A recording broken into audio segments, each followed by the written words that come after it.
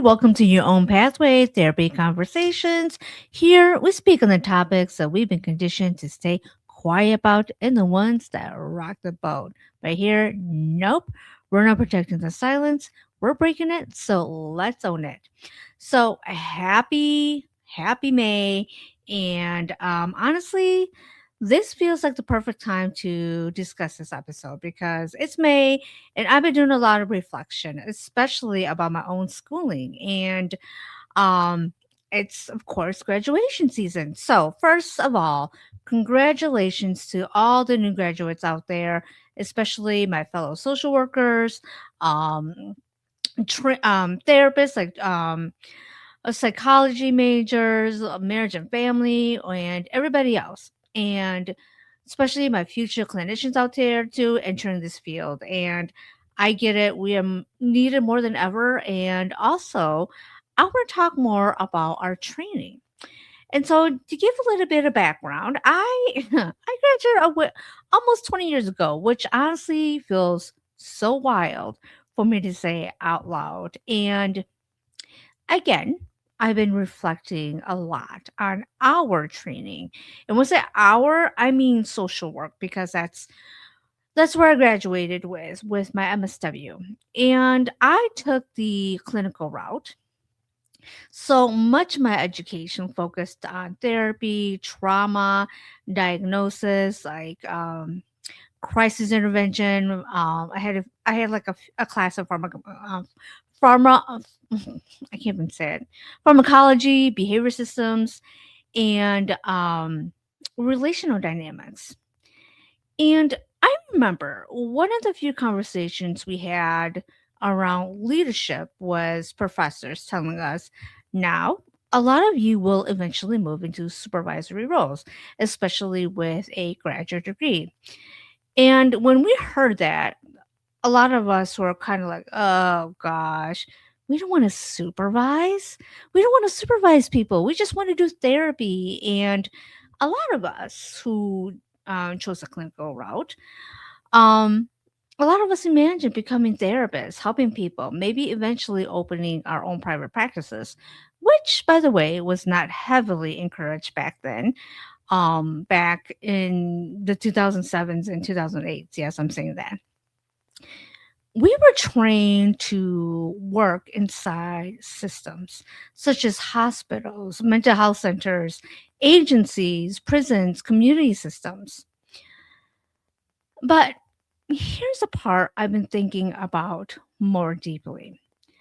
Many of us were never actually trained to challenge these systems that we worked inside. Excuse me. We were taught to advocate for clients navigating harmful systems, but many of us were not consistently taught how to influence systems, navigate institutional power, position ourselves as leaders, or redesign systems and build outside systems publicly um, on our own expertise, or even trust our own authority beyond traditional helping roles. And honestly, that creates a huge professional contradiction in our field. So, moving on, I want to talk about the systems tension. And what this means is because therapists and social workers are highly trained in human behavior and trauma, relationship systems, crisis stabilization, communication, ethics, and systems thinking, many of us entered workplaces where the people making decisions about our work were often not clinically trained themselves. And listen, I get it. I get it. Leadership is hard. Supervising is hard. I'm not dismissing any of that at all. But there is and was often a disconnection between what clinicians understood about people and what systems expected from people. There was often a disconnection between relationship, like relational work and trauma informed care and emotional complexity and productivity. Yes, productivity driven expectations. Of course, there are institutional pressures or non clinical decision making. And over time, that push and pull wears people down. And I think about this. I think part of this is why so many therapists and social workers experience so much burnout is because many clinicians do not actually have meaningful influence in the systems that they work inside. Often, the people closest to the human impact are furthest away from organizational power. And, there's something that I think we really need to touch and really discuss about our field. And this section may offend some people, but I think we need to really talk about who is most prevalent in our field in social work and in therapy. We have to look at the demographic and the structure of these professions. In social work and therapy, it's so heavily female dominated. And it's a very female dominated profession. And women, especially women of color and BIPOC professionals, still face significant barriers around authority, leadership, access, compensation, visibility, influence, and institutional credibility. And yes, I'm going to say this. I'm going to say this. It may be uncomfortable.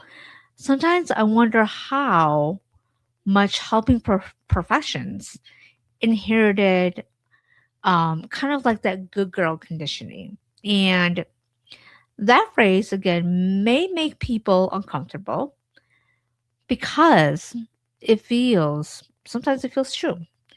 Because so much of our professional culture, especially in social work, emphasizes accommodation, self sacrifice, emotional labor, service over functioning, and over functioning. Being agreeable and staying careful, staying inside the lines, and not taking up too much space. And listen, I get it. I get it. Ethics matter, boundaries matter, accountability matters, and I'm not dismissing any of that at all. But I also think many clinicians became so afraid of saying the wrong thing, doing the wrong thing, upsetting systems, challenging institutions, and being viewed as unprofessional or having some board come after you. Unfortunately, I've learned this and if you are a social worker, therapist watching this, sometimes it's our own profession who are the most judgmental that would threaten us. I've been in Facebook groups and other groups, and the first thing where there's an ethical dilemma or issue that uh clinician does not agree with, the first thing they say is report that person, report them to their board without even knowing the full story. And so, no wonder why there's so much of that fear mongering in our field, especially from other clinicians. And because of that, many people are fearful. They're afraid. It took so long to get our licensure, to get our license, that because of all this fear, because of everything that I mentioned, that many people, many clinicians start shrinking themselves professionally. Some clinicians were taught how to protect systems before they were taught to trust their own authority. And I think many therapists and social workers became highly skilled at caring for others while feeling guilty for wanting visibility, for wanting leadership, for wanting financial success. Oof, that could be another episode on its own. Or having influence on the broader and having impact and having ownership of public authority and being themselves. And as a result, that guilt has kept many incredibly insightful clinicians smaller than they were ever meant to be.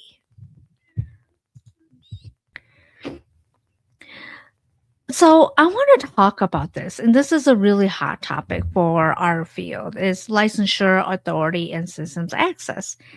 And yes, we need to talk about our licensure because whether we like it or not, licensure changes how systems respond to our expertise. I want to be honest about my own experience. It took me 3 times to pass my clinical exam. And I remember by the third time thinking, I'm like, you know what, Paya, if I don't pass this, I really don't need to, I really need to reflect on what matters to me and where my path is going. And thankfully, the third time was a charm. And I'm going to say something honestly here. This license, this having my obtaining my licensed clinical social worker changed my life. Why? Because without the credential, I would not be here today. I would not be here doing systems work, speaking publicly, consulting, building your own pathway, or working as a trauma informed consultant and systems psychoanalyst. I would not be here doing these episodes with all of you today. I would not have this platform. Um I would not dare do any of this. And I'm going to say this too for any of my BIPOC women, my women of color out there. I know that we all have different experiences and I acknowledge that. And I also want to talk about us as a collective. And especially as a woman of color here in the United States, having credentials gave me more institutional authority in spaces that may not have automatically given me the authority otherwise. But I also want to say this. I know incredible social workers and pre licensed therapists who have also struggled to pass these exams. Some of these people were deeply ethical, highly insightful, trauma informed, and emotionally intelligent, with who built incredible rapport with their clients and their patients, and were incredible clinicians who unfortunately were not able to pass the test. And you know what? I've also met licensed professionals where I've honestly thought, oof, oh, some of the things you're saying concern me greatly, clinically, ethically, boundary wise. So, no, I do not believe licensure alone determines competency, wisdom, or relational depth. But what licensure does is it changes who gets heard, who gets promoted, who gets higher pay, who gets leadership opportunities, who gets institutional influence, and who gets positioned as an expert. And that does matter because many clinicians we were never taught how transferable our expertise actually is. And as I thought about all of this, I thought about my own journey being an entrepreneur within the last 4 years, all my training, and I came to this conclusion. We were taught to understand people, but many of us were never taught to own the depth of what we actually know. We were never taught to own the expertise, the authority, the visibility, the influence, the systems knowledge, the intellectual contributions that so many of us have. And I think that's why so many clinicians automatically shut themselves down when they think about doing anything beyond one on one clinical work. And I see this all the time. I talk to other therapists and social workers who are so burnt out and wanting something different. And they'll tell me ideas around, leadership, consulting, speaking, systems work, teaching organizational work, policy, macro level work. And then I get excited for them. I'm like, oh, wow, that's wonderful. You should really do it. I think that would be great. So many people need this. So many organizations need this. The schools need it. Children need it. Parents need it. And as I say that, I get so excited for that. And I'm like giving them possibilities and like, you can do so much. And thinking about all the transferable skills and how much more they can do and take ownership and have flexibility and freedom. And so often when I say that, the automatic response from that person is, no, I can't do that, or I'm just a therapist, or I'm just a social worker. That's not for me. And I realize many clinicians have been professionally boxed in. We have been professionally boxed in. The issue is not that clinicians lack value. The issue is that many clinicians were conditioned to stay small inside systems that depended heavily on their and our expertise. So, next, I want to talk about entrepreneurship, visibility, and deconditioning. Our field, and I think I want to say especially social work, we were also never encouraged to think beyond traditional employment structures. Again, I graduated almost 20 years ago, and never once during my training were we ever encouraged to think about entrepreneurship, ownership, branding, consulting, thought leadership, intellectual property? Honestly, I did not know what intellectual property was. Systems influence, public education, building something of our own. We were always taught to go in someone else's systems. We were never taught or encouraged to build our own systems. And my first real exposure to conversations around private practice in business wasn't until 2022 during a training led by the Minnesota ASWB. And this training was led by two social workers discussing private practice. And I remember sitting there on this cold January day doing this, thinking, wow, there's an entire world we were never really taught about, such as branding, messaging, positioning, purpose, leadership, visibility. Why? Because we were so trained again to work inside systems. Many of us were never taught we could create our own systems. And when I started my business about 4 years ago, yes, some of the reactions when I decided, you know what, I am so sick of working under other people's systems. I feel like I'm being taken advantage of. I don't have the freedom. I don't have alignment. What am I going to do? Anybody who's looked at my LinkedIn profile can see I've had a long, extensive employers. And so I thought, you know what? You keep looking for happiness and alignment in other systems. Maybe it's time you created your own system. And so when I got that idea in 2022, I told some of my close social worker colleagues and friends. And the reactions that I received from other therapists and social workers wasn't exactly jealousy, but it was more like, what are you doing, Paya? Are you sure? That sounds so risky. You're really leaving stability? Are you sure? You're crazy. You're going to have to market yourself. You're going to have to put yourself out there. And yeah, I absolutely understood all those reactions because those were all the things many of us were conditioned not to do in this field.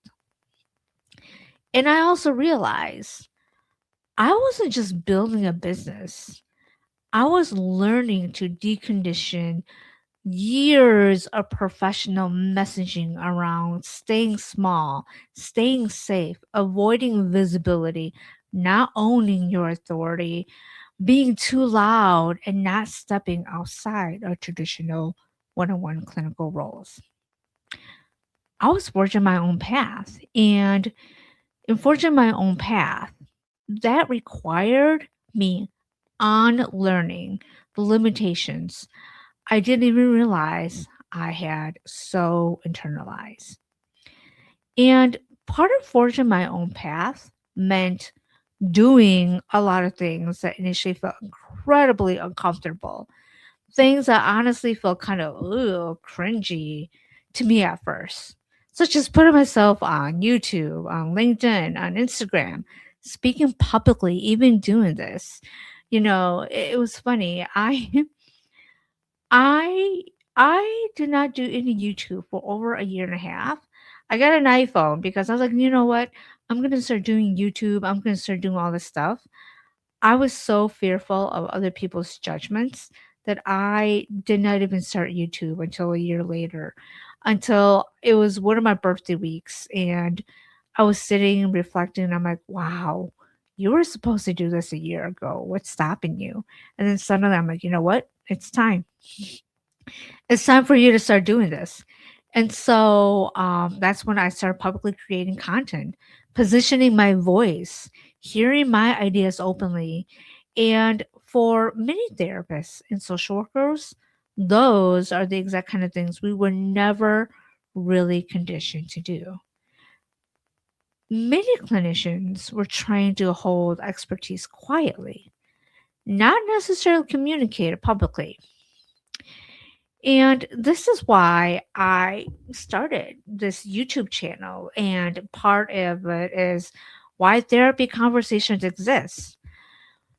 Because I started this channel especially for therapists and social workers, because I realized so many people in our field were carrying thoughts of frustrations, of insights, and experiences they didn't feel safe or comfortable saying out loud. Sometimes because of professional culture, workplace dynamics, institutional pressures, fear, ethics, concerns of visibility, and sometimes, let's be honest, a lot of these people work in organizations that they couldn't express their feelings without having someone within that system say, "Oh, this person said that or like that." And a lot of us were taught that we're never allowed to take up that kind of space, I should say. Our field has never been taught or encouraged to take up space. And so, because I chose to build differently, I also recognize that I now have freedom and privilege, but also a responsibility to say these things publicly, but also be responsible about how and what I say. I know it doesn't always look like some of my content looks responsible, but I assure you I try to be responsible, but also also be honest about things in our field, like rocking the boat, not staying silent. More clinicians deserve permission to have voices beyond silence, survival, and systems accommodation. Because we deserve to have a public voice, because there is a lot of misinformation out there, and we have the clinical authority. I think about this a lot, and recently I think there was, I don't know, I was on Instagram, and recently there was a lot of people speaking out about certain people who claim to have be therapists or hold a credential title. They may have a degree that may be aligned, but they're not licensed.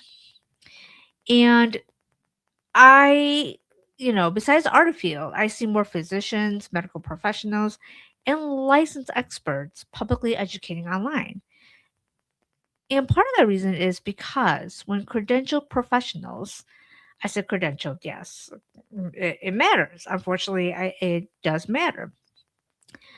stay completely silent, other voices fill that space, especially about mental health conversations, which have absolutely exploded since COVID, which I think it's great that we are now addressing mental health.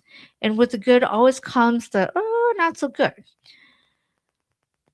People are talking more openly about trauma, about anxiety, about nervous systems, about healing, about emotional health and relationships and attachment.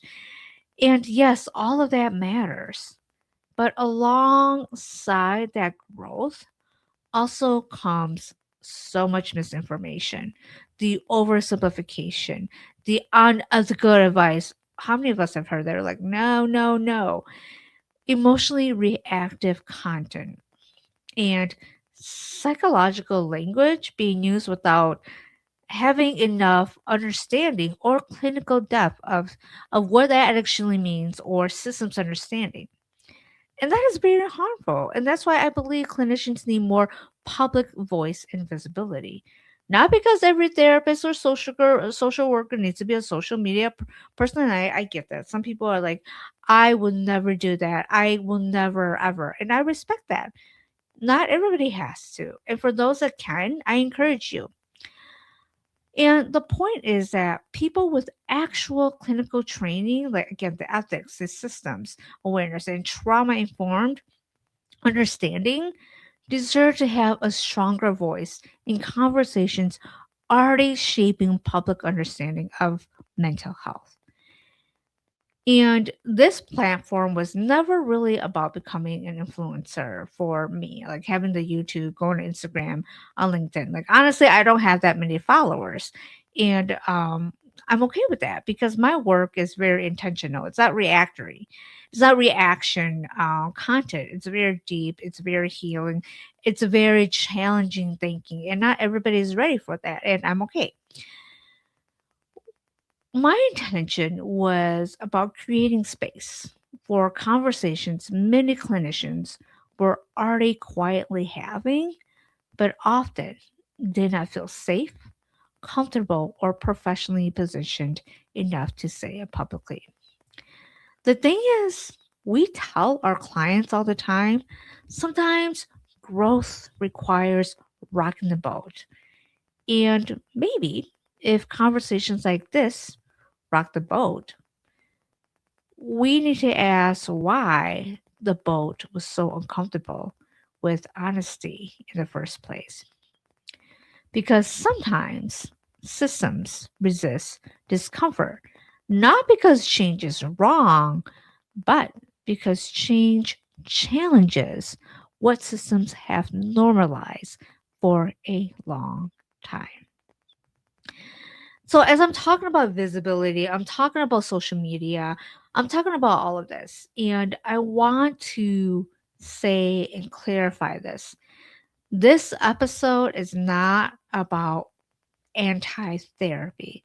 This is not anti direct care at all. And this is not me saying everyone should become a supervisor, a consultant, entrepreneur, or an executive leader. I get that. Some people genuinely love direct clinical work. They want to see their clients do meaningful work, go home, protect their peace, and they live their lives. And I get it. Yes, respect to that. You know, boundaries matter. Knowing what you want matters. Knowing what you do not want matters too. And this is not the issue. The issue is whether clinicians fully understand how valuable and transferable their expertise actually is. So, what happens if we don't change? And I think a lot of this goes back to our schooling and what we have accepted and what we need to start challenging.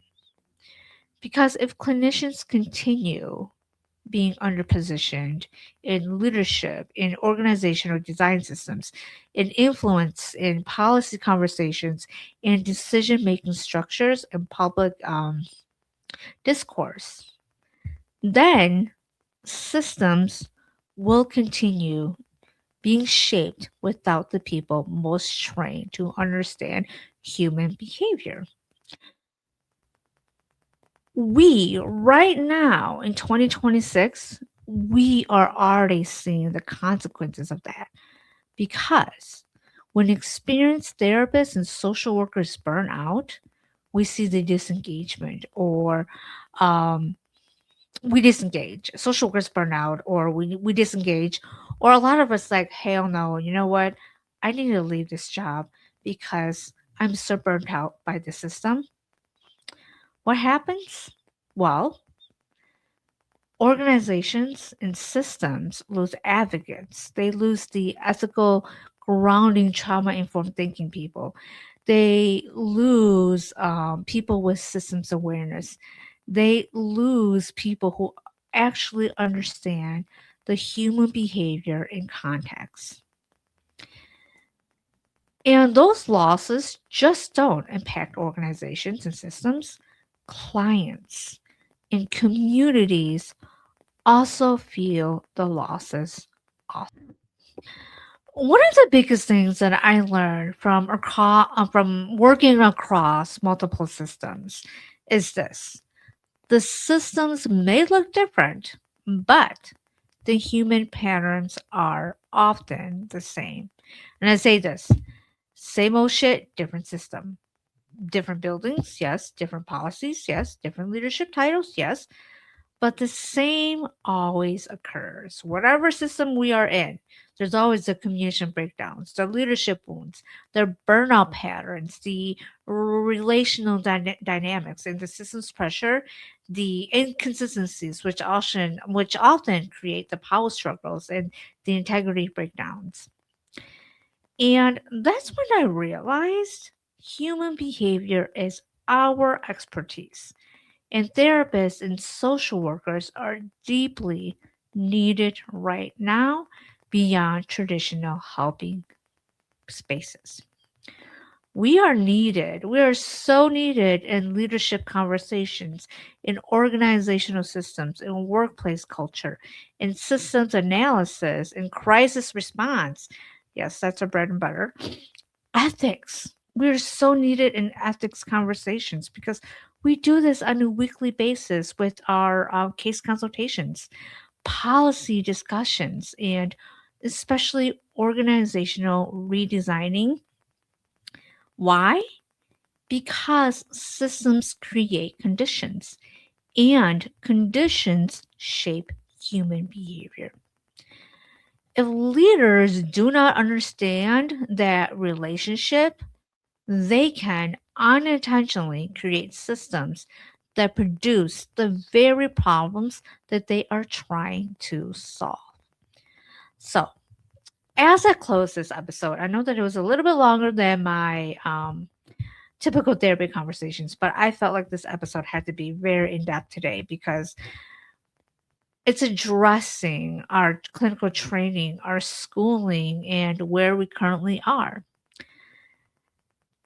Maybe that's the shift is not abandoning ethics, not abandoning like the humility, not abandoning care, but finally allowing clinicians to own their expertise, own their voice, own their authority, own their visibility, own their systems, and understand that their skills belong in more places that were originally taught.